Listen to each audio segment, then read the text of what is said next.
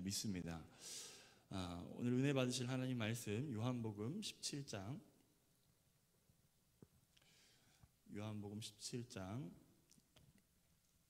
14절에서 20절 말씀입니다.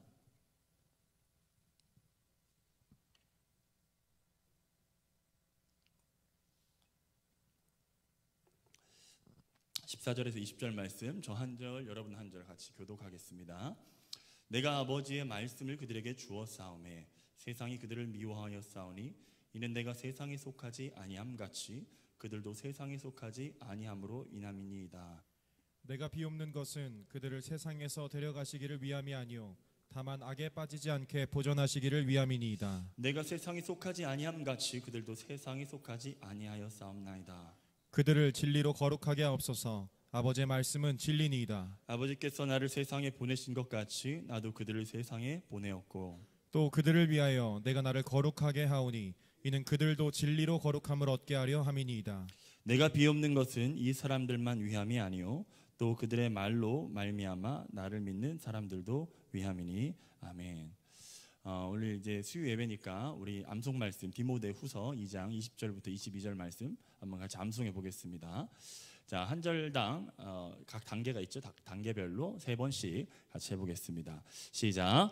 큰 집에는 금그릇과 은그릇뿐 아니라 나무그릇과 질그릇도 있어 귀하게 쓰는 것도 있고 천하게 쓰는 것도 있나니 큰 집에는 금그릇과 은그릇뿐 아니라 나무그릇과 질그릇도 있어 귀하게 쓰는 것도 있고 천하게 쓰는 것도 있나니 큰 집에는 금그릇과 은그릇뿐 아니라 나무그릇과 질그릇도 있어 귀하게 쓰는 것도 있고 천하게 쓰는 것도 있나니 큰 집에는 금그릇과 은그릇뿐 아니라 나무그릇과 질그릇도 있어 귀하게 쓰는 것도 있고 천하게 쓰는 것도 있나니. 자, 빈칸도 띄워주세요. 네, 시작. 큰 집에는 금그릇과 은그릇뿐 아니라 나무그릇과 질그릇도 있어 귀하게 쓰는 것도 있고 천하게 쓰는 것도 있나니 큰 집에는 금그릇과 은그릇뿐 아니라 나무그릇과 질그릇도 있어 귀하게 쓰는 것도 있고 천하게 쓰는 것도 있나니 큰 집에는 금그릇과 은그릇뿐 아니라 나무그릇과 질그릇도 있어 귀하게 쓰는 것도 있고 천하게 쓰는 것도 있나니 큰 집에는 금그릇과 은그릇뿐 아니라 나무그릇과 질그릇도 있어 귀하게 쓰는 것도 있고 천하게 쓰는 것도 있나니. 자, 21절 띄워주세요. 자, 그러므로 누구든지 이런 것에서 자기를 깨끗하게 하면 귀히 쓰는 그릇이 되어 거룩하고 주인의 쓰심에 합당하며 모든 선한 일에 준비함이 되리라. 그러므로 누구든지 이런 것에서 자기를 깨끗하게 하면 귀히 쓰는 그릇이 되어 거룩하고 주인의 쓰심에 합당하며 모든 선한 일에 준비함이 되리라. 그러므로 누구든지 이런 것에서 자기를 깨끗하게 하면 귀히 쓰는 그릇이 되어 주인의 쓰심에 합당하며 모든 선한 일에 준비함이 되리라. 그러므로 누구든지 이런 것에서 자기를 깨끗하게 하면 귀히 쓰는 그릇이 되어 거룩하고 주인의 쓰심에 합당하며 모든 선한 일에 준비함이 되리라. 그러므로 누구든지 이런 것에서 자기를 깨끗하게 하면 귀히 쓰는 그릇이 되어 거룩하고 주인의 쓰심에 합당하며 모든 선한 일에 준비함이 되리라. 그러므로 누구든지 이런 것에서 자기를 깨끗하게 하면 귀히 쓰는 그릇이 되어 거룩하고 주인의 쓰심에 합당하며 모든 선한 일에 준비함이 되리라. 그러므로 누구든지 이런 것에서 자기를 깨끗하게 하며 귀히 쓰는 그릇이 되어 거룩하고 주인의 쓰심에 합당하며 모든 선한 일에 준비함이 되리라. 아멘. 22절 갑니다. 시작. 또한 너는 청년의 정욕을 피하고 주를 깨끗한 마음으로 부르는 자들과 함께 의와 믿음과 사랑과 화평을 따르라. 또한 너는 청년의 정욕을 피하고 주를 깨끗한 마음으로 부르는 자들과 함께 의와 믿음과 사랑과 화평을 따르라. 또한 너는 청년의 정욕을 피하고 주를 깨끗한 마음으로 부르는 자들과 함께 의와 믿음과 사랑과 화평을 따르라. 또한 너는 청년의 정욕을 피하고 주를 깨끗한 마음으로 부르는 자들과 함께 의와 믿음과 사랑과 화평을 따르라. 또한 너는 청년의 정욕을 피하고 주를 깨끗한 마음으로 부르는 자들과 함께 의와 믿음과 사랑과 화평을 따르라. 또한 너는 청년의 정욕을 피하고 깨끗한 마음으로 부르는 자들과 함께 의와 믿음과 사랑과 화평을 따르라. 또한 너는 청년의 정욕을 피하고 주를 깨끗한 마음으로 부르는 자들과 함께 의와 믿음과 사랑과 화평을 따르라. 또한 너는 청년의 정욕을 피하고 깨끗한 마음으로 부르는 자들과 함께 의와 믿음과 사랑과 화평을 따르라. 또한 너는 청년의 정욕을 피하고 주를 깨끗하게 부르는 자들과 함께 의와 믿음과 사랑과 화평을 따르라. 아멘. 저를 한번 따라하겠습니다. 죽고 사는 것이 혀의 힘에 달렸나니 혀를 쓰기 좋아하는 자는 그 열매를 먹으리라. 여러분 어떤 말을 하면서 오늘 살았습니까? 여러분들 말씀에 근거한 말을 선포하시길 축복합니다. 축복합니다. 말씀을 암송할 때 여러분들은 그냥 입으로만 따라했을 수 있어요. 하지만 주의 말씀에 뭐라고 얘기하고 계신가? 이 말씀을 너희 마음에 새기고 라고 했습니다. 말씀이 능력이 되는 순간은 머리에 새겨진 말씀이 마음으로 심겨져 내려올 때 그것이 바로 능력이 되고 우리의 삶을 변화시키게 되는 것입니다. 여러분들 말씀 암송하시길 축복합니다. 축복합니다. 여러 말씀을 아는 것도 중요하지만 몇 말씀이라도 여러분들의 마음에 새겨진 살아있는 말씀이 있어야 여러분 신앙생활에 능력이 있고 신바람이 나고 쉽고 가볍고 재밌는 것입니다. 저는 이것을 늦게 알았어요. 늦게. 그래서 요즘에는 열심히 암송을 합니다. 매일 새벽마다 거의 한 2시간씩 3시간씩 암송을 하는데 새로운 말씀이 아니라 똑같은 말씀 계속 암송을 해요. 여러분 말씀이 달고 오묘한 그 말씀이라서 말씀을 암송해도 또 새롭습니다. 그런데 신기한 게 뭐예요? 말씀만 암송했는데 기도가 깊어진다는 거예요. 기도의 깊이는 말씀의 깊이입니다. 따라해 보겠습니다. 기도의 깊이는 말씀의 깊이다. 말씀의 깊이가 깊어야 기도의 깊이가 깊어진다. 여러분들 기도 많이 강조하는 이제 정서 속에서 신앙생활 하는 게 너무 감사하죠. 근데 여러분들의 기도가 그냥 겉도는 기도다, 중언부언하는 기도다 하면 그 많은 기도의 시간들이 얼마나 아깝겠습니까? 그런데 살아있는 기도, 생명력 있는 기도는 깊이 있는 기도예요. 깊이 있는 영적 세계로 들어가야 우리 안에 있는 죄가 보이고 하나님께서 주시는 내 소명이 발견되어지고 내가 무엇을 해야 될지 결단이 생기는 것입니다. 그렇게 되려면 말씀이 있어야 되는 것이에요. 여러분 말씀을 가까이 하시길 축복합니다. 오늘 말씀의 제목은 세상과 그리스도인의 관계라고 하는 제목입니다. 따라해 보겠습니다. 세상과 그리스도인의 관계. 대학생 시절 때 정말 이제 학교 교회 집 이러면서 삶의 범주가 여러분들 다 비슷하실 거예요. 열심히 살다가 이 세상이라고 하는 곳에 이제 사회 초년생으로 던져집니다. 그때 저도 이제 복지관에서 한 2년 정도 사회생활을 하고 사역자로 이렇게 들어왔는데 그것은 하나님께 기도하면서 받은 계획이 있었기 때문에 사회생활을 2년 했습니다. 그러면서 제가 느꼈던 것은 그리스도인은 세상에 보내진 존재이구나라는 것을 느꼈어요. 여기 직장생활 하시는 분들 이제 얼마 되지 않은 분들도 있을 수 있고 오래되신 분들도 있을 수 있습니다. 그리고 취업을 준비하는 친구들도 있을 것입니다. 그 가운데 여러분들 얼마나 세상이 호락호락하지 않는가 여러분들 다 느끼시고 아실 것입니다. 그리스도인이 살아가는 현장은 교회 안만이 아니라 세상에 보내졌습니다. 예수님께서 우리에게 말씀하실 때 너희는 빛과 소금이 되라 말씀하셨어요. 그런데 전제가 있어요. 교회의 빛, 교회의 소금이 아니에요. 어디예요? 세상의 빛, 세상의 소금이에요. 근데 교회에서는 거룩하고 뭔가 충만하고 열정적이고 멋진데 세상에 나가면 환영받지 못하는 그리스도인들 그런 모습들이 우리에게 있지는 않나 돌아봐야 됩니다.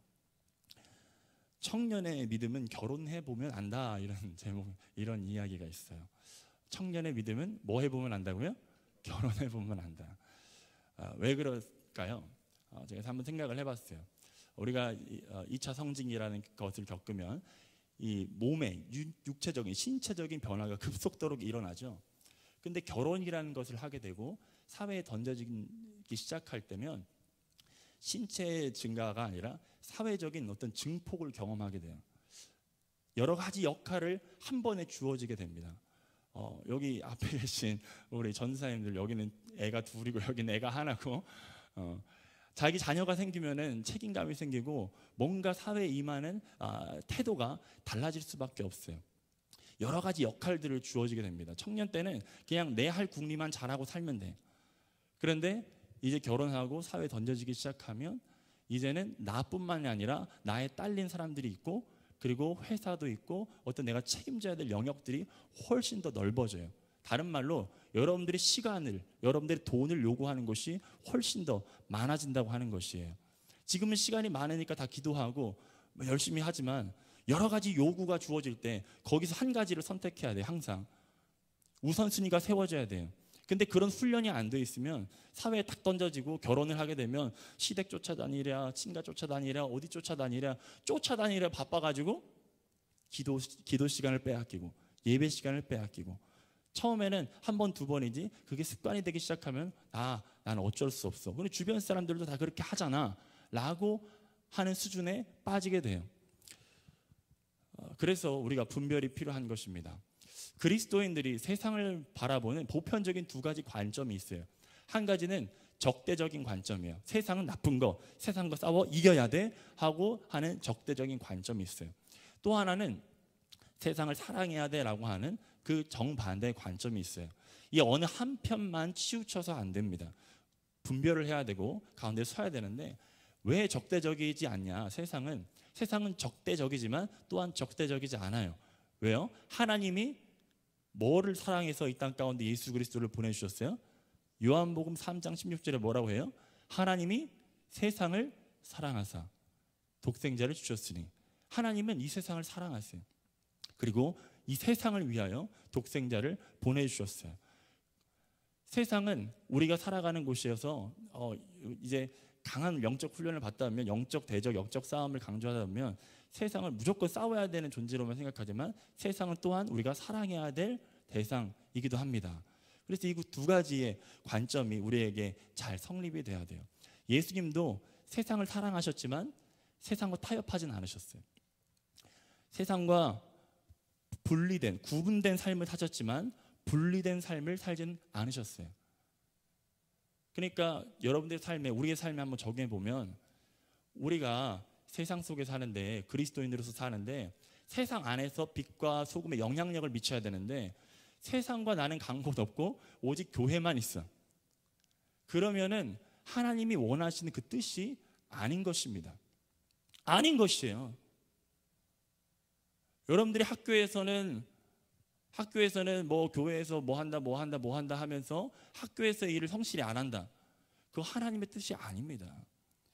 학교에서나 직장에서나 뭔가 성실하게 뛰어난 모습을 보여주는 것이 바로 신앙인의 모습인 것입니다.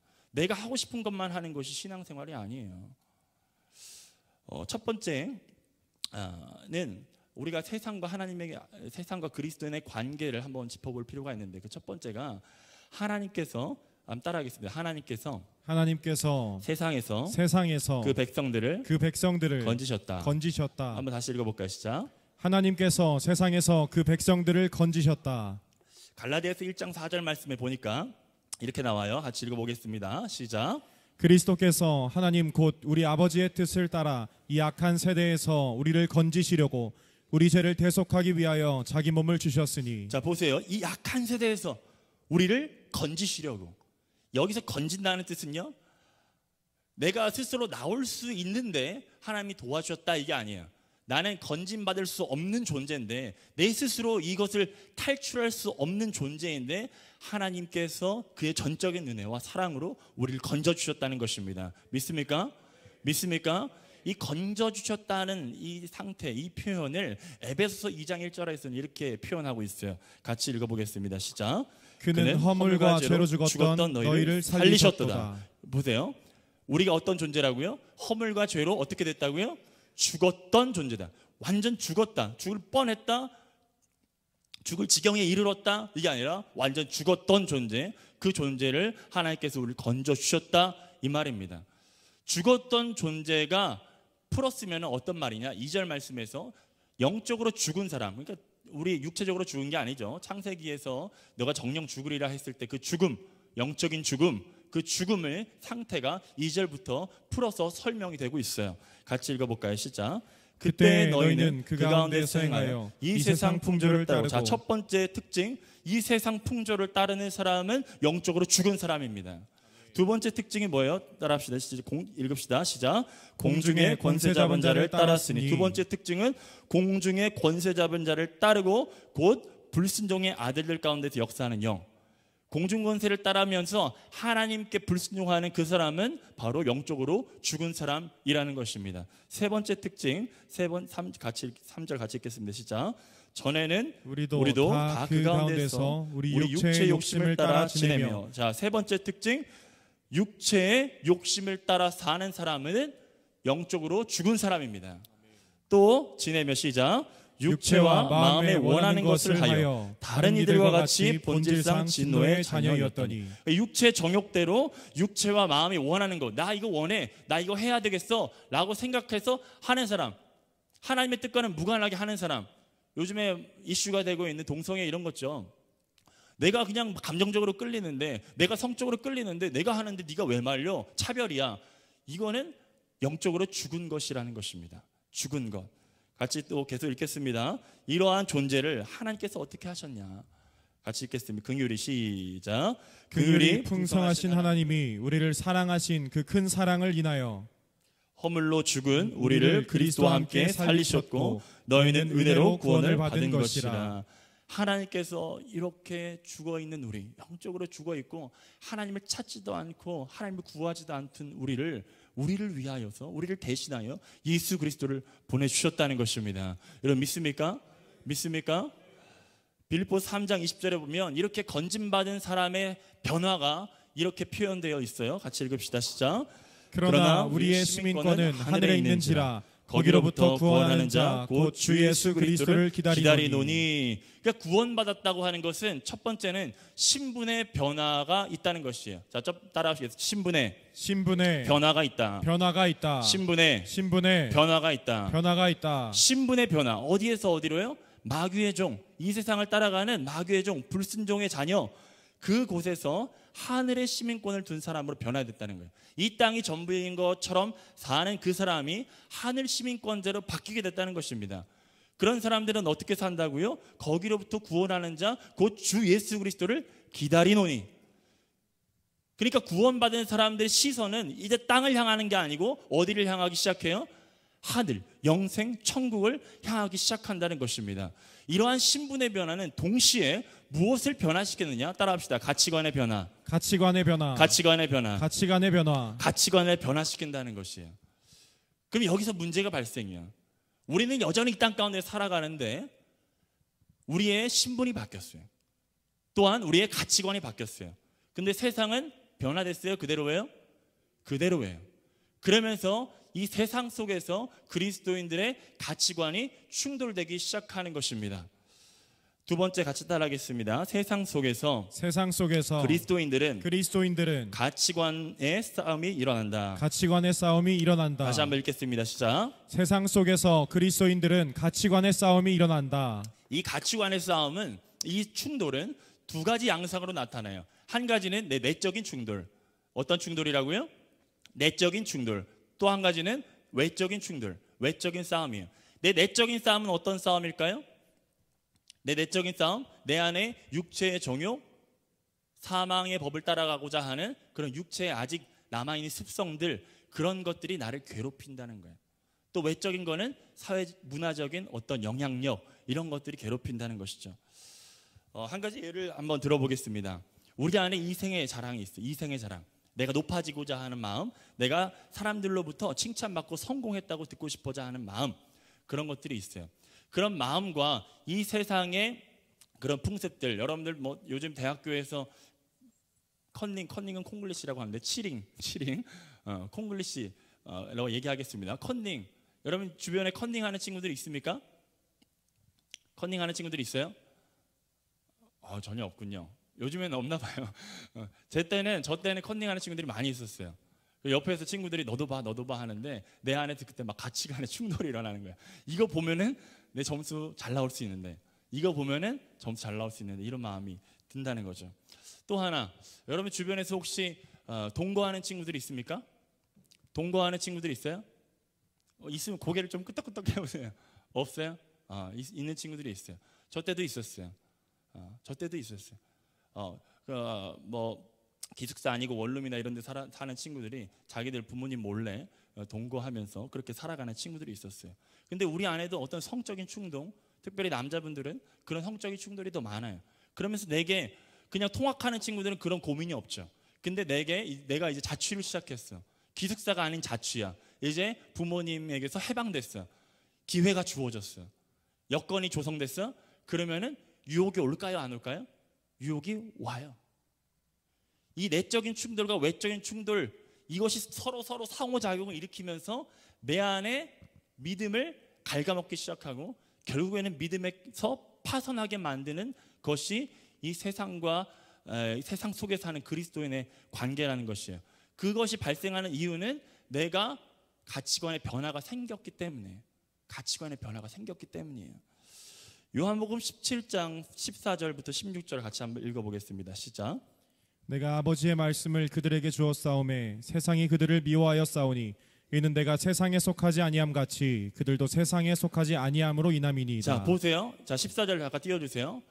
14절 보시면 내가 아버지의 말씀을 그들에게 주었다. 뭘 주었다고요? 말씀을 그들에게 주었다는 거예요.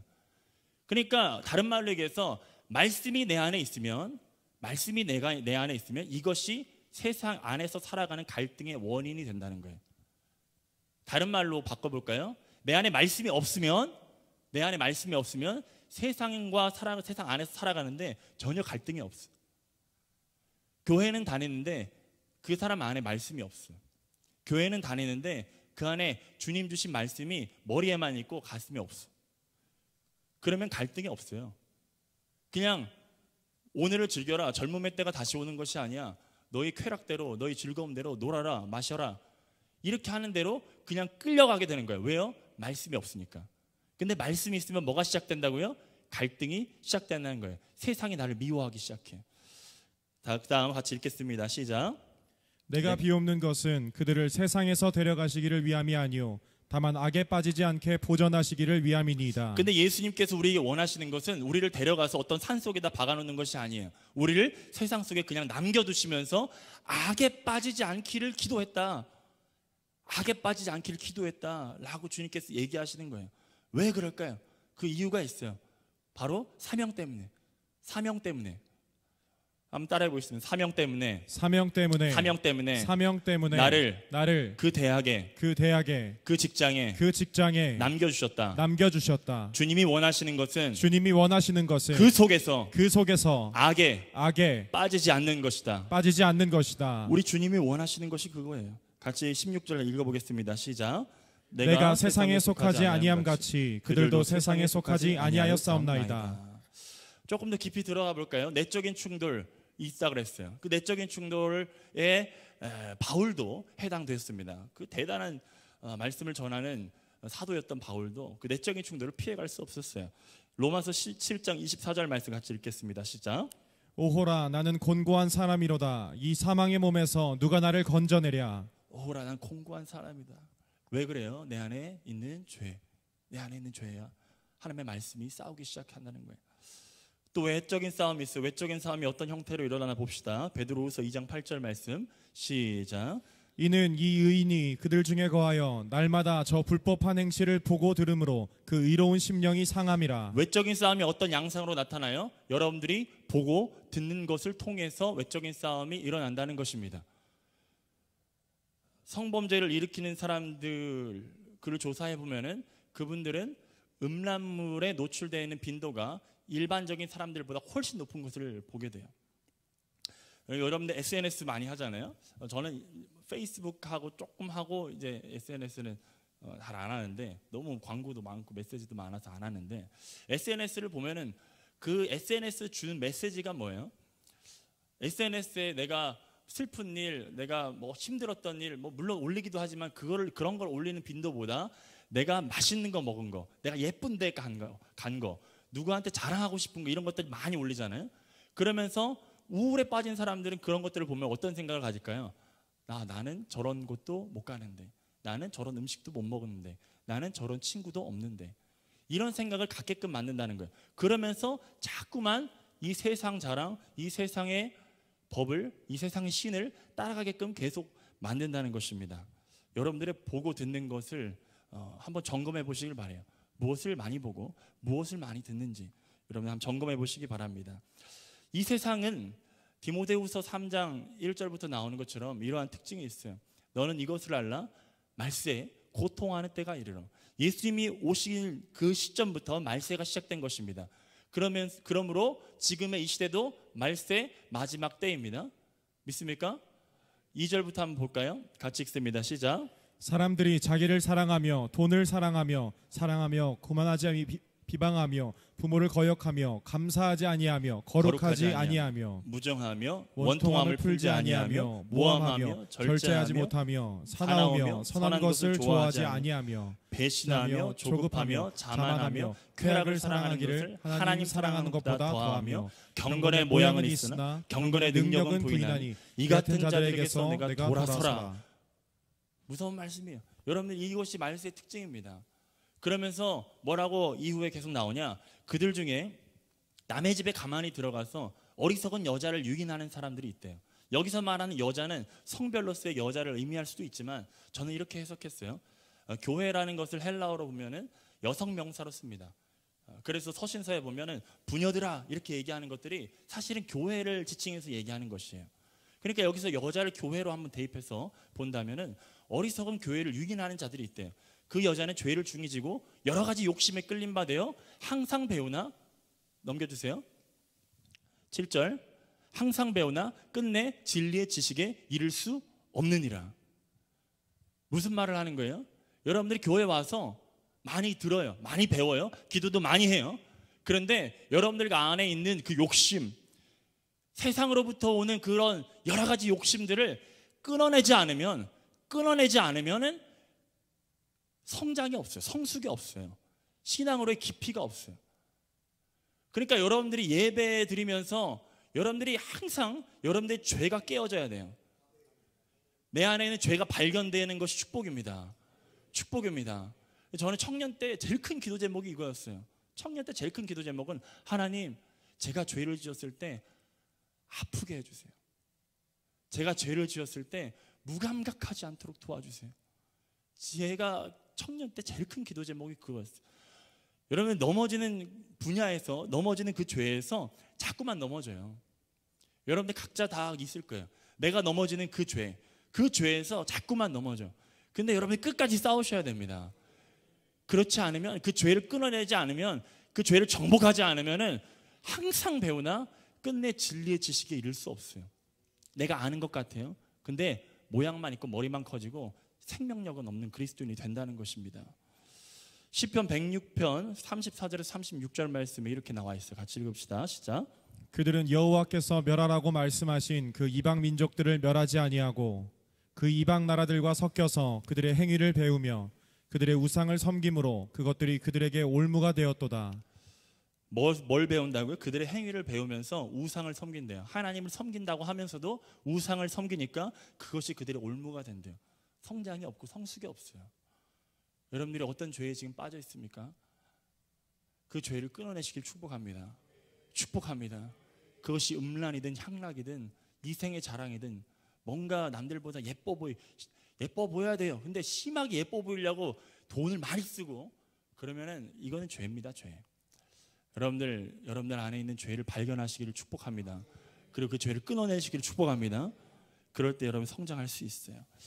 야고보서 4장 4절 말씀에 죄악 가운데 빠진 사람들, 세상과 벗된 사람들을 일컬어 이렇게 말씀합니다. 가늠한 여인들아, 세상과 벗된 것이 하나님과 원수됨을 알지 못하느냐. 교회에 나오면서 여전히 세상과 벗하고 있으면 교회에 나오는 하나님의 원수예요. 그러면 원수되지 마시길 축복합니다. 원수되지 마시길 축복합니다.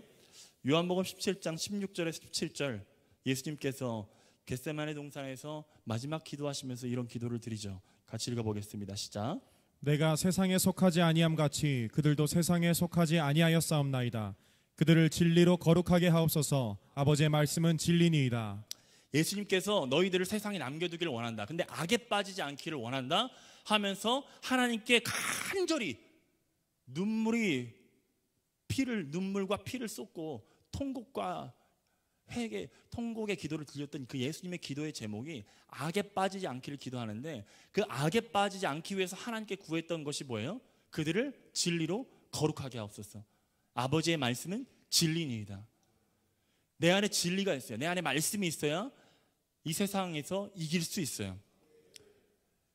세상과 구별되는 거, 다른 말로 거룩이라고 할 수 있습니다. 거룩은 뭐예요? 따라합시다. 거룩은 구별됨인데, 거룩은 다른 말로 하나님의 말씀으로 충만한 삶을 의미한다. 진리로 거룩하게 하옵소서. 아버지의 말씀은 진리니이다. 이 말은 뭐예요? 거룩이라는 것이 세상과 구별되게 하는 능력인데, 그 거룩이 어디서부터 온다고요? 하나님의 말씀으로부터 오는데, 그 말씀이 우리 삶 가운데 충만할 때 그것이 거룩한 삶이라는 것입니다. 거룩한 삶. 찬양도 뜨겁게 하고 기도도 뜨겁게 하는데 세상과 구별이 없어. 교회에서는 거룩한 것 같은데 일상생활에서 시간을 쓰는 걸 보면 너무 나태해. 너무 게을러. 하나님의 꿈과 비전을 줄 수 없을 만큼 너무 나태해. 그러면은 이 세상에 여러분들이 서울에 뭐 심지어 그냥 경기도 그 이남권에만 가도 성공하기 위해서 정말 앞다투어 공부하는 사람들이 얼마나 많은 줄 아세요? 제가 이제 목사님 따라다니면서 봤던 것 중에 짧지만 뭐 제가 다 세본 건 아니에요. 한 2년 동안 한 14개, 15개국을 다녔더라고요. 그러면서 제가 봤던 것이, 야, 이 세상에는 진짜 열심히 사는 사람들 많구나. 근데 그 사람들이 예수님 믿지 안 믿는지는 모르겠어요. 근데 그 사람들에게 복음을 전하기 위해서 우리는 얼마나 더 열심히, 또 주님의 영광을 위해서 얼마나 열심히 더 공부를 해야 될까, 좀 그런 생각을 가졌어요. 내가 하나님 영광을 위해 산다고 하면서 하나님을 위해 여러분들 뭔가를 계획하고 뭔가를 투자하고 내 삶을 헌신하고 내 삶을 깨는 그런 것이 없다면 세상을 이길 수가 없습니다. 세상을 이길 수가 없어요. 여러분 실력을 키우시길 축복합니다. 실력 키우시길 축복합니다. 여러분들이 가지고 있는 그 성품과 그 안에 있는 그런 에너지들, 거룩한 에너지들은 너무나 귀한 것이에요.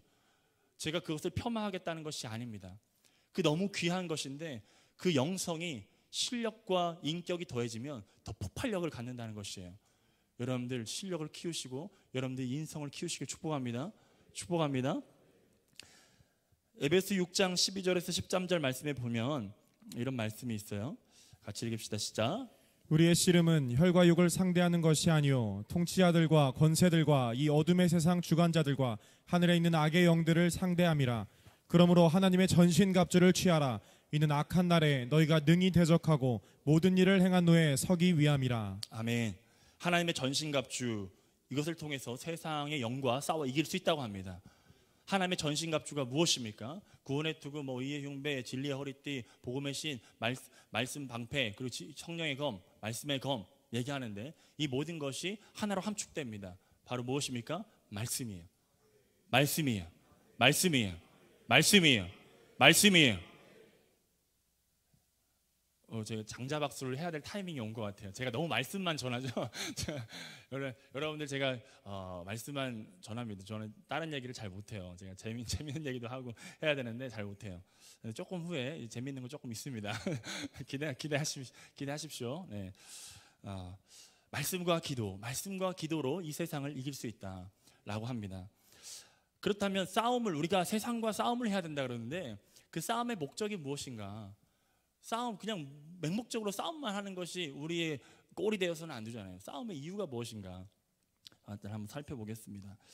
세 번째 같이 읽어보겠습니다. 세 번째 띄워주세요. 세상에 던져진 존재가, 시작. 세상에 던져진 존재가 아니라 보냄받은 존재이다. 세상에 던져진 존재가 아니라 어떤 존재라고요? 보냄받은 존재다. 여러분 G.O.D 알아요? G.O.D? G.O.D 아시는 분? G.O.D, 성현이는 G.O.D를 모를 수도 있겠다. G.O.D 잘 모르니? 제가 이제 그 소향을 좋아해요. 그래서 근데 얼핏 이제 어떤 기사를 봤는데, 그 소향이 그 JTBC에서 요즘 방영하는 비긴 어게인, 비긴 어게인이 나왔다는 얘기를 제가 듣고 유튜브에서 찾아봤습니다. 그랬더니 이제 그 헨리하고 뭐 크러쉬하고 뭐 몇 명 이렇게 나오더라고요. 하림 씨하고 이렇게 몇 명 나오는데 거기서 이제 그 헨리가 이 G.O.D의 기를 자기가 이제 연습생 시절 때 너무 감명 깊게 불렀다고 하면서 그걸 이제 불렀어요. 근데 부르는데 막 옆에 크러쉬가 뭐 펑펑 우는 거예요. 방송이 안 될 정도로. 그러면서 이제 인터뷰 내용이 나오는데 이 가사를 들으면서 내 눈물을 참을 수가 없었다. 사실 내 내적인 고민이 있다.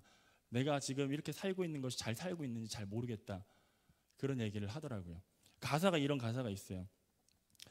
제가 이거 한번 불러드릴게요. 내가 가는 이 길이 어디로 가는지, 어디로 날 데려가는지 책 읽는 것 같죠? 그곳은 어딘지 알 수 없지만 알 수 없지만 알 수 없지만 오늘도 난 걸어가고 있네.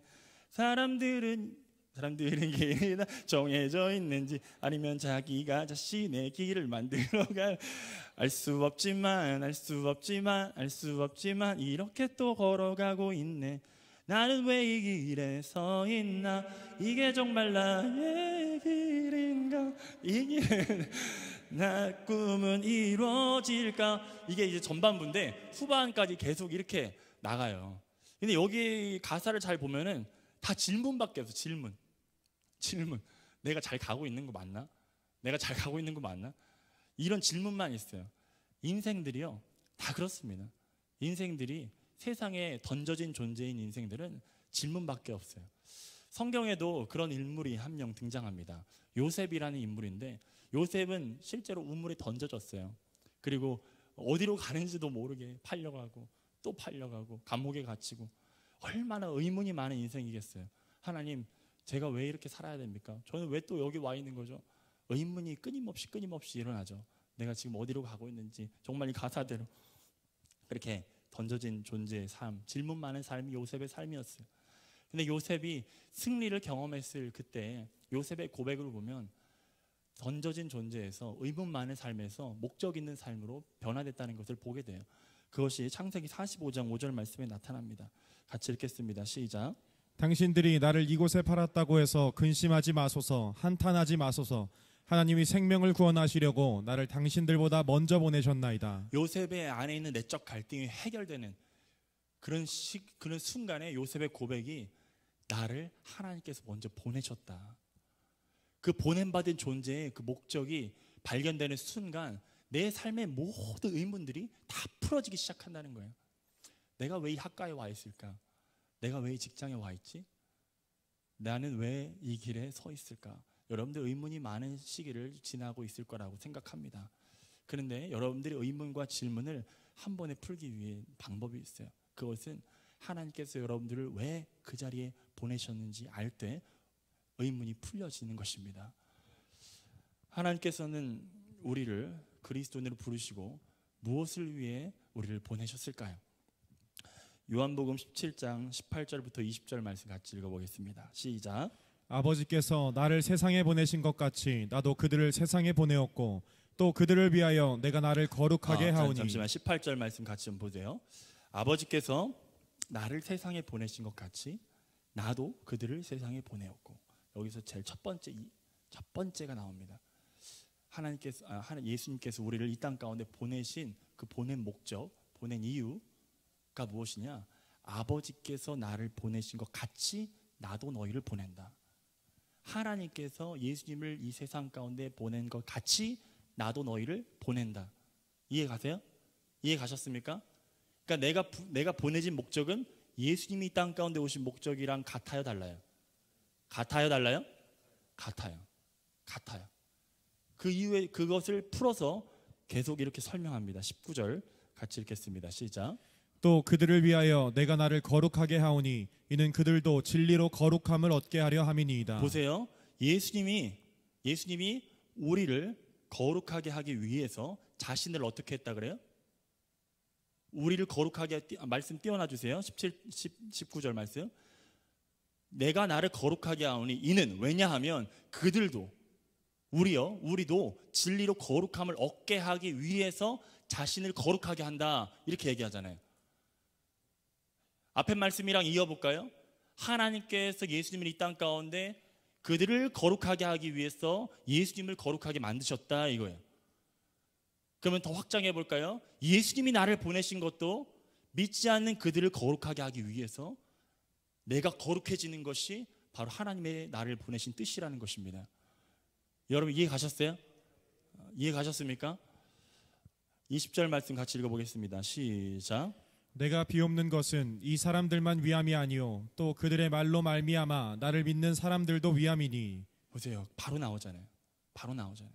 우리의 거룩, 하나님께서는 우리를 첫 번째, 하나님께서는 우리를 뭐로 부르셨냐? 거룩을 위해서 부르셨습니다. 따라합시다. 하나님께서 나를 거룩을 위해서 부르셨다. 여기서 20절 말씀에 보면 또 그들의 말로 말미암아 나를 믿는 사람들도 위함이니 이렇게 얘기하고 있어요. 이 말이라고 하는 것이 그냥 말 던진다고 해서 다 말이 아니에요. 말은 다른 표현으로 따라합시다. 말은 삶의 농축이다. 삶의 농축이 곧 말이에요. 그러니까 말을 하는 거 보면은 그 사람의 삶이 보이는 거예요. 다른 말로 뭐예요? 우리의 삶을 통해서, 우리 거룩한 삶을 통해서 믿지 않은 사람들을 하나님을 믿게 하는 것이 우리를 부르신 목적이다. 우리를 보내신 목적이다라는 것입니다. 그리고 두 번째, 거룩한 삶을 통해 다른 영혼을 살리도록 우리를 부르셨다는 거예요. 이것이 대전제예요. 첫 번째 따라 복습해 보겠습니다. 거룩을 위하여 부르셨다. 거룩을 위하여 부르셨다. 두 번째는 거룩한 삶을 통해 믿지 않는 영혼들을 살리도록 나를 보내셨다. 그럼 정리가 되셨습니까? 정리가 되셨습니까? 그러니까 여러분들이 한번 보세요. 사명이라고 하는 것을 한번 점검해 볼 필요가 있습니다. 사명은 미래에 동떨어진 꿈, 뭐 내가 선교사가 되겠다, 뭐 목회자가 되겠다, 뭐 정치가가 되겠다, 뭐 언론가가 뭐 이런 등등의 어떤 직업적인 것을 이야기하는 것일 수도 있지만 멀리 있는 꿈만 얘기하면은 현재 삶에서 멀리 있기 때문에 별로 삶의 마음에 와닿지가 않는 경우들이 있어요. 근데 하나님의 사명은 한번 따라해 봅시다. 하나님의 사명은 언제나 현재형이다. 하나님의 사명은 언제나 현재형이다. 우리가 언제 하나님의 부름 받을지 모르는데 내가 장차 뭐가 되겠습니다. 이것도 물론 사명일 수 있어요. 소명일 수 있어요. 하지만 하나님은 지금 그 자리에서 하나님의 사명을 감당하라고 우리를 부르셨다는 것입니다. 여러분 믿습니까? 다시 한번 정리해 보면 사명이 곧 거룩이에요. 거룩이 곧 사명이에요. 따라해보세요. 사명이 곧 거룩이다. 거룩한 삶이 곧 사명이다. 여러분들의 삶에서 거룩을 지켜내시기를 축복합니다. 거룩한 삶이 여러분 사명이에요. 여러분들이 거창한 꿈을 선포하면서도 여러분들의 삶이 시궁창 같으면 여러분 사명자가 아닌 것입니다. 여러분들의 삶을 돌아보시길 바라요. 여러분 시간을 너무 허비하고 있지는 않습니까? 저는 청년 때 그런 기도도 했어요. 내가 게으를 때, 우리는 다 게으를 때도 있어요. 나태할 때도 있어요. 근데 그럴 때마다 제 스스로에게 이렇게 얘기했어요. 오늘 나의 이 나태함으로 나를 통해 살아야 될 그 한 영혼이 지금 죽어가고 있다. 지금 나의 게으름으로 나를 통해 살아나야 될 그 한 영혼이 죽어가고 있다. 저를 그렇게 강하게 충동질했어요. 이거는 영적 살인 행위다. 안 돼. 내가 정신 차려야지. 게으르면 안 돼. 나태하면 안 돼. 내가 다른 데 시간을 쓸 수 없어. 내가 허랑방탕하게 내가 하고 싶은 대로 그렇게 시간을 허비할 수 없어. 그렇게 제 자신을 충동했어요. 여러분들 어떻게 시간을 쓰고 계세요? 여러분들의 삶이 곧 말이라고 했어요. 여러분의 말을 통해서 복음이 전파되는데 말은 삶의 농축입니다. 말만 바꾼다고 물론 돼요.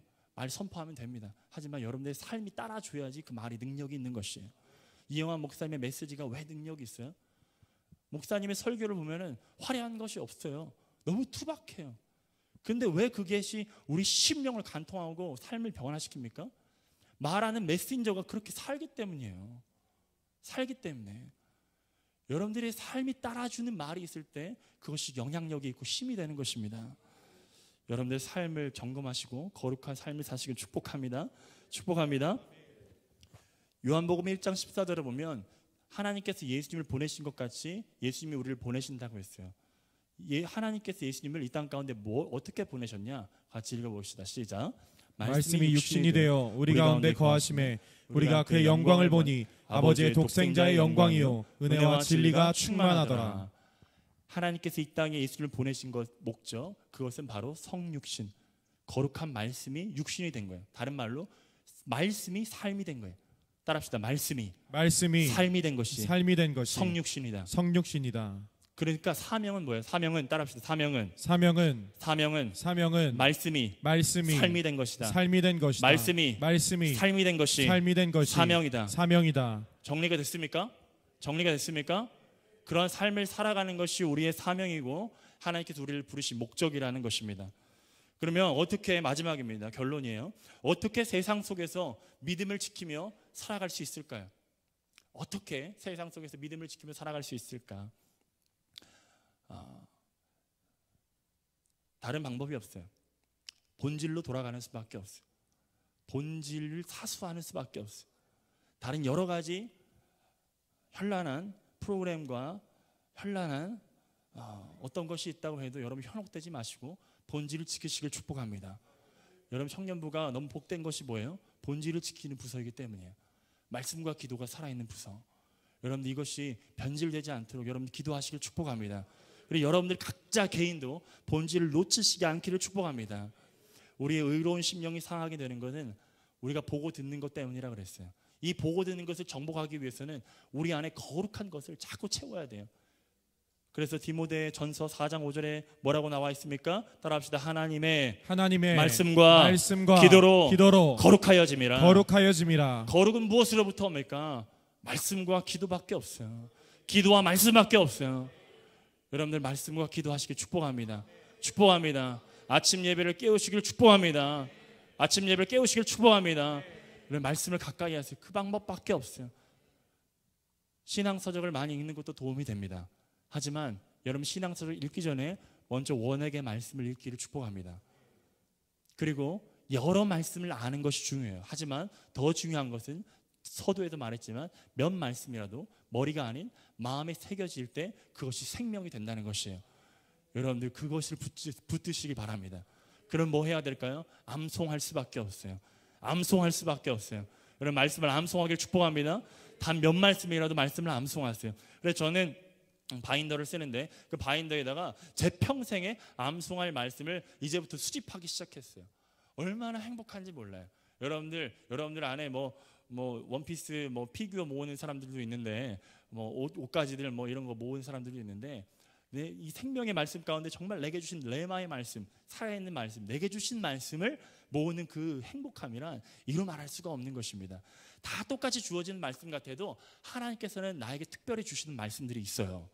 그것들을 모시고 그것들을 매일마다 암송하시길 축복합니다. 제가 이제 얼추 세어보니까 한 200구절 정도 되는 것 같아요. 지금 200구절을 날마다 암송해요. 빠르게 하면은 한 1시간, 좀 천천히 하면 묵상하면서 하면 한 3시간 정도까지도 걸려요. 수가 어떻든 단 100구절만이라도 여러분들 항상 가까이시길 축복합니다. 그 말씀이 여러분들 거룩해 하십니다. 로마서 12장 1절 2절 말씀을 결론으로 제시합니다. 같이 읽겠습니다. 시작. 그러므로 형제들아 내가 하나님의 모든 자비하심으로 너희를 권하노니 너희 몸을 하나님이 기뻐하시는 거룩한 산제물로 드리라. 이는 너희가 드릴 영적 예배니라.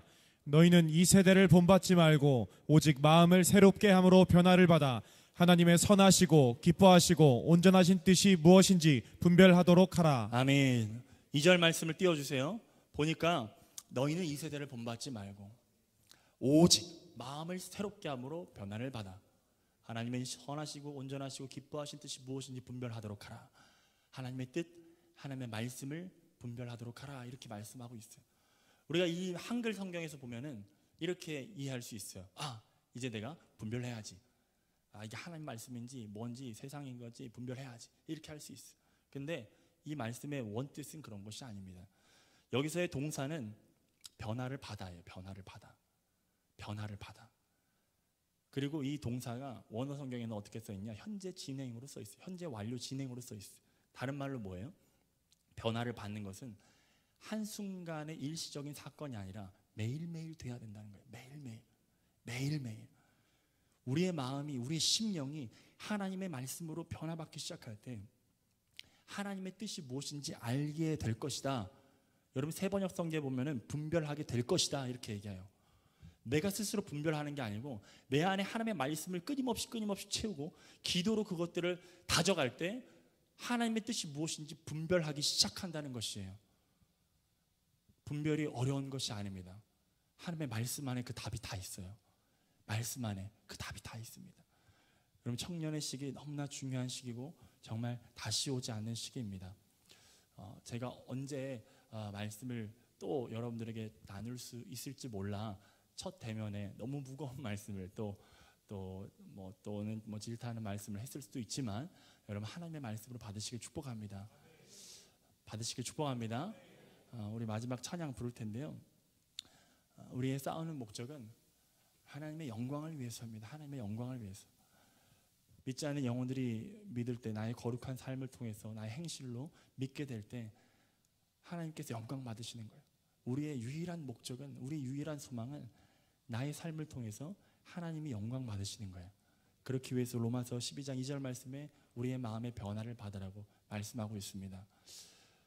1절 말씀에 이렇게 또 얘기하죠. 너희 몸을 하나님이 기뻐하시는 거룩한 사한 제물로 드리라. 이 드림은 일부분만 드리는 게 아니죠. 전적으로 드리는 거예요. 앞에 진로가 고민될 수 있습니다. 내가 이 길을 가는 게 맞는지, 정말 내가 잘 가고 있는지 고민될 수 있습니다. 그럴 때마다 하나님께 더 가까이 나아오세요. 하나님께 더 가까이 나아오세요. 제가 여러분들을 위해서 기도하면서 준비할 때 하나님이 제게 주신 첫 번째 메시지가 있었어요. 하나님께서 저에게 이렇게 여러분들에게 선포하기를 원하셨어요.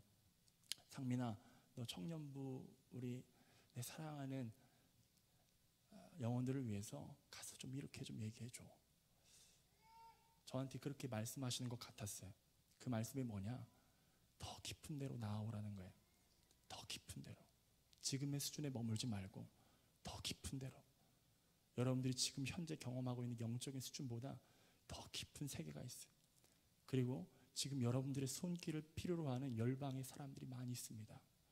제가 조금이지만 세상을 다녀보니까 이 세상에는 우리의 손길이 필요한 사람들이 많이 있어요. 여러분들이 그래서 언어를 공부하셔야 되고 여러분들이 복음에 더 사로잡혀야 되고 실력을 키워야 되는 이유가 하나님께서 여러분들 쓰실 수 있도록 준비하시라는 것입니다. 준비하시라는 것입니다.